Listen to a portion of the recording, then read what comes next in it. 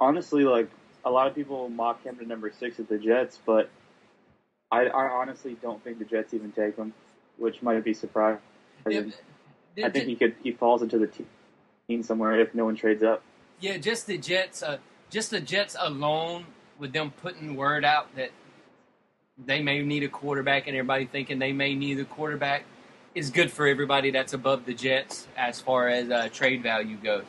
With people actually thinking that they may take him, it's good for everybody above the Jets to be able. But I think it goes all the way until the last minute. I don't think nobody tries to come all the way up to 3 to get him, which I'm perfectly fine with. And if Williams and there are gone and everything like that, I'm more than happy to take Dante Fowler, which would be my next jersey choice, by the way, if he is drafted. I didn't want to spoil it for people beforehand, but yeah, if they got Dante Fowler, I wouldn't be mad at all.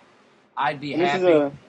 This is another situation where I despise the Gators, but I would embrace Dante Fowler, and a lot of Bucs fans happen to be Gator fans, and for some reason, all of them, I went to the Bucs Facebook page just out of curiosity, and there was the video of Jameis doing the tour, and half the comments were like, "Scumbag! If you draft him, I'm finding a new team." Those are some awful fans. Tampa is a dynamic Gator city, and it's weird because I lived there when I was in the military, and it is a predominantly Gator fan city, which is a little weird. You thought it would be more FSU, sort of going towards FSU or even Miami, but it's a pro Gator city. But you got to take it with a grain of salt. If a guy comes to your team, his collegiate things are no longer relevant. He's on your team. He's embracing your city, your team. You have to accept that. And a lot of people around here are already on. The good thing with Dante Fowler is we've seen him, and we've seen a lot of him. Whereas Leonard Williams, they haven't seen a lot of. He's a Florida kid, so we've seen him and know what he's capable of when he was in high school going to college. And we know how bigly recruited he was, especially around this area, that he was recruited to go to some of the big schools here, and he already said he would love to come back to Florida. But hopefully, if he's there at number 3, there's no doubt in my mind he comes back to Florida. But I even thought at number 3. Yeah, I even thought at number 1 he would maybe look at Leonard Williams at number 1. But with the Buccaneers wanting to grab a quarterback so badly, Jameis Winston's already going to go number 1. So that leaves him open up to whoever going to want to grab him. But I'm a big Dante Fowler fan, especially being able to watch him for 3 years at Florida and just see. The one thing I like about Dante is his motor. His motor is he continuously goes and goes and goes and goes and goes and goes and goes, and he never stops, and he completely hustles. And that's something that the last Gator, everybody always tries to compare him to Harvey. Well, he's in no comparison to Harvey. Harvey was lazy and didn't want to do anything, and he even did that at Florida. He got drafted based off a national championship game, where Dante Fowler has done it solidly for 3 years. Yeah. And I would definitely fully embrace that pickup, but the thing with the Jaguars is nobody really saw the Bortles pick coming. Oh, no. I mean, honestly, like, it would surprise me, but then it wouldn't surprise me if the Jaguars went White or Cooper or someone like that at 3 if they really, really thought they were the best player. And, I mean, I trust Caldwell hasn't really given me a reason not to trust him, which is weird coming from a Jaguars fan that says we could trust our general manager because for years we couldn't. The years of Gene Smith. Maybe they think that we need like a number 1 wide receiver, and I mean the Kevin White hype is just getting strong. And I was watching stuff about him last night, and I didn't watch too many of West Virginia's games. But if anybody's listening to me talk about it, I'm a big Amari Cooper fan, and I would be in no way mad or anything if they drafted Amari Cooper and added him to the guys that we already had. If he really wants to go best available player at number 3, I'm more than happy with him taking Amari Cooper. I think Amari Cooper is one of those guys that he's dynamic. I know Kevin White has the size and everything like that, but they showed a picture of Amari Cooper standing next to Chris Carter, what was Chris Carter's thing? He was big, physical, and all he did was catch touchdowns. Well, Amari Cooper's standing right next to him and is just as big and looks just as physical as Chris Carter. So I'm like, come on, guys.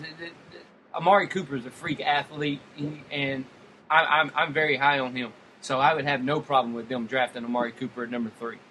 You think if there's no trade down, the Jaguars should go running back in the second round? You think they should wait?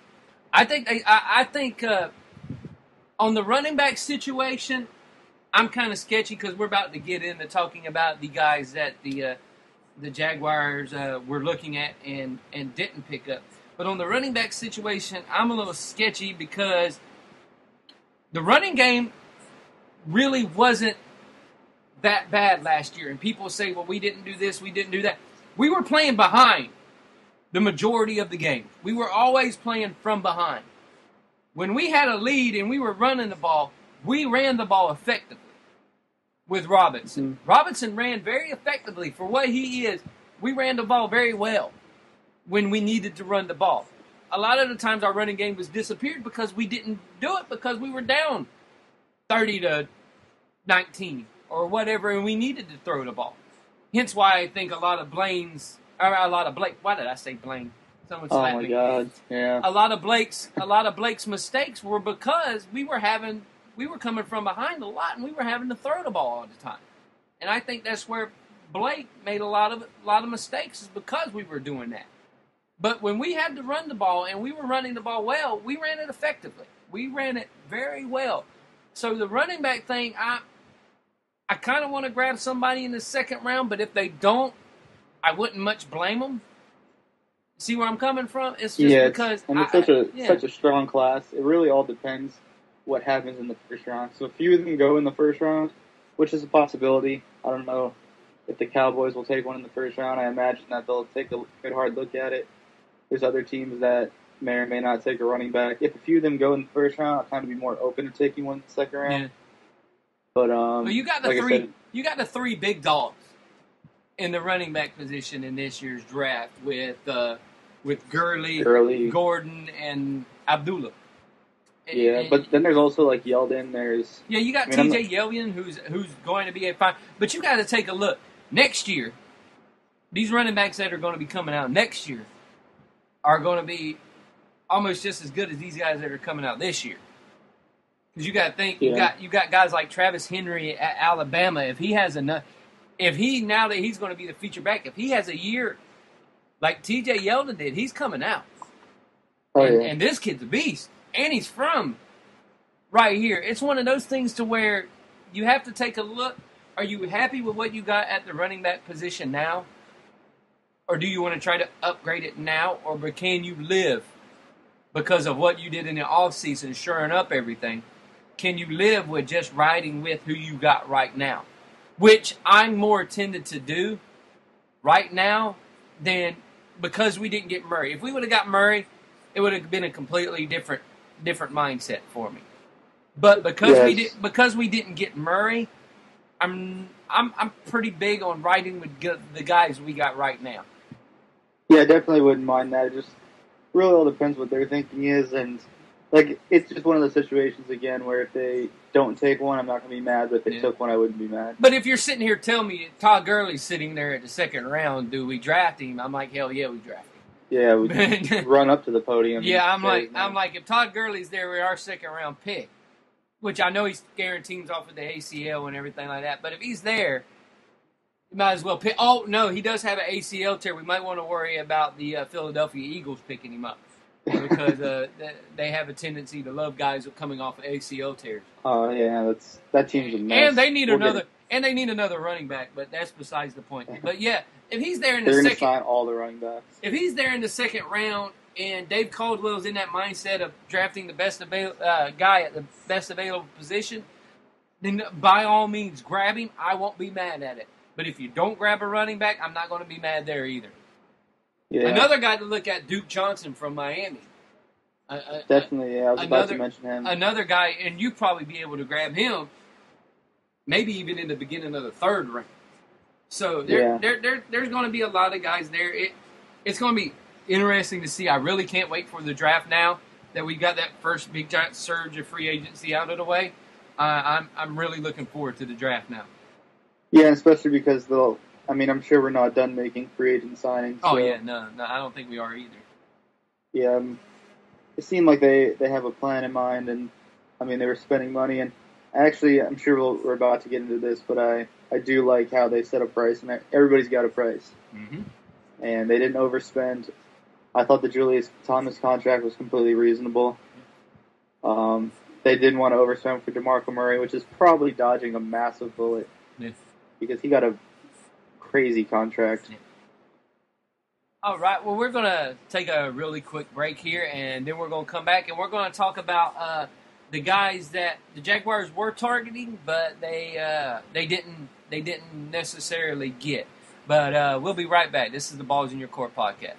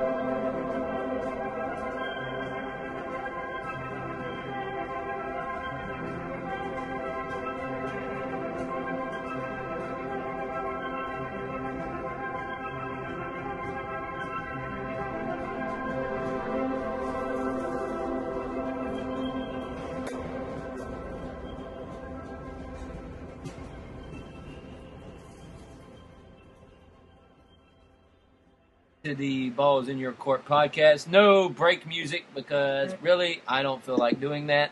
So we're going to get right back into talk. We're going to talk about the guys that Dave Caldwell said that out of the 5 guys he had targeted, he got 3 of them. The other 2, which this is one of the main reasons I like Dave Caldwell, is because he sits there and he tells you like it is and he'll be straight with you. The other 2 guys were McCourty and Randall Cobb. And he said he was not able to get neither one of them. One of them didn't even really make it to the market, and the other one was going pretty fast and went right back to their respective teams. Out of those 2, which one would you really have liked to have on the team, Johnny? Ooh, that's tough. I always went back and forth between those 2 because Randall Cobb would be a perfect veteran wide receiver for our young core, but McCourty would have been a great fit for our defense. And hard to pick one. I'm just glad Caldwell went after both strong, and he kind of hinted that they had the best offense in McCourty. But what can you do? They went back to their old teams. It's not like we lost them to the Raiders. We're still looking for that free agent splash. Yeah, it just never came, even though they were linked to everybody. But it's kind of sad they're not Jaguars, but getting 3 of the 5 because 2 went to their old teams. It's a pretty good first day of free agency. I'm just glad to see that he went after people. I'm glad to see that he was aggressive and that he knew the guys that he wanted to go after and he went after them hard. And the really one, I'm big one. I would have loved to have Randall Cobb. I really would have loved to have McCourty. He was the guy that I really would have loved to have. And in McCourty's press conference, he said, the Jaguars came at me strong. And he said, they came at me strong, and he goes, but I wanted to be here, which I don't blame him at all, wanting to stay with your old team. I do not blame you at all for wanting to do that, especially an organization like the New England Patriots. But just the fact that we went after him just showed me that Dave Caldwell really is the guy that we need for this job, and that he is going to continue to be aggressive.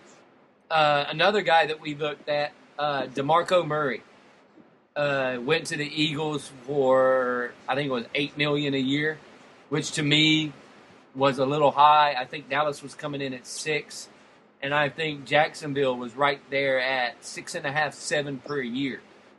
But